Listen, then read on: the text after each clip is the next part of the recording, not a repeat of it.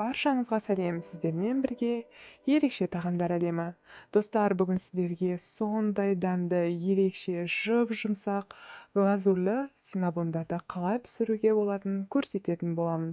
Жасалуы өте оңай, тіл үйіретін осындай дәмді бөлкелерді бірге жасап көрейік. Ең алдымен қамырын дайындап алайық. Ол үшін бізге жылы сүт қажет болады. Мен топленый сүтті пайдаландым. Сіз қарапайым пастеленген сүтті қолдана берсеңіз болады. Содан кейін қантыңызды салып, ашытқаныңызды салып, жақсылап араластырып, 5-10 минутқа тыныштыққа қойыңыз. Сол кезде ашытқаныңыз реакцияға түсіп, сізде шапка пайда болады. Яғни осылай 10 минутқа тыныштыққа қойып қоятын болсаңыз, қамырыңыз тез көтерілетін болады. Ендігі кезекте тұзымызды салып, жақсылап араластырамыз. Содан кейін 2 дана жұмыртқамызды қосатын боламыз.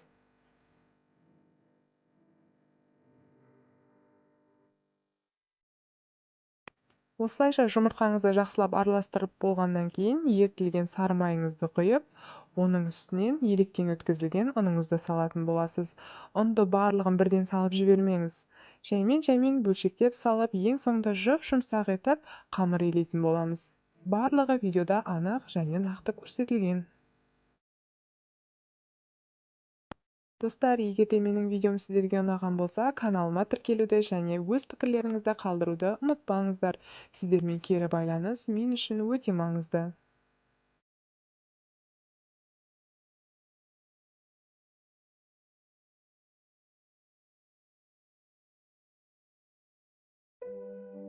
Мінекей, көріп тұрғандарыңыздай қолдың көмегімен жұп-жұмсақ етіп қамыр илейтін боламыз.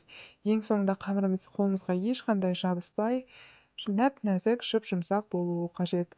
Осылайша қамырымызды дайындап алғаннан кейін жылы жерге 1 сағатқа тыныштыққа қойып, көтерілгенін күтетін боламыз.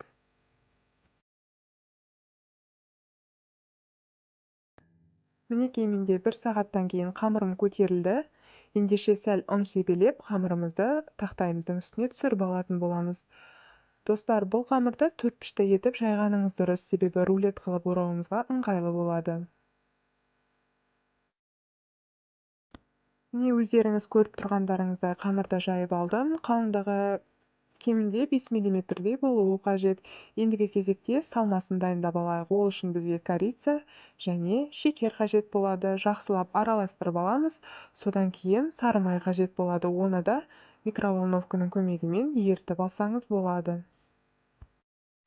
Салманы салмас бұрын қамырыңызды барлық жеріне жеткілікті тигізіп, мол етіп, сары майыңызды жағып шығыңыз. Сол кезде бөлкеңіз сондай жұмсақ, сочный болып шығады. Содан кейін ғана барып, салмаңызды барлық жеріне мол етіп, себелеп шыққаныңыз дұрыс.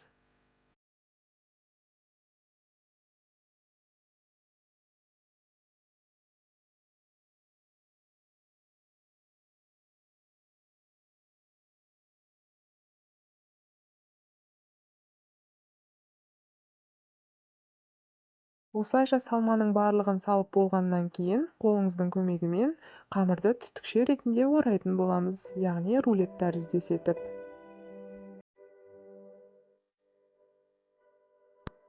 Рулет тәріздес орап болғаннан кейін, кем дегенде 11-12-ге пышақтың көмегімен бөліп шығыңыз.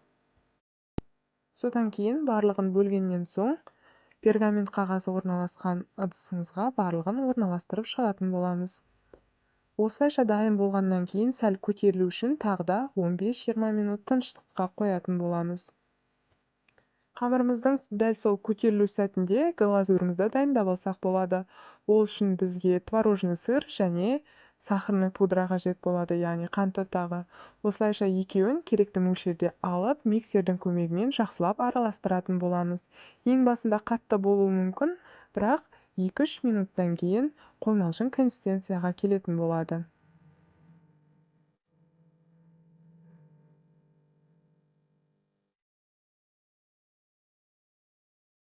Мінекей, көріп тұрғандарыңыздай бір келкі қоймалжың консистенцияны шығарып алдық.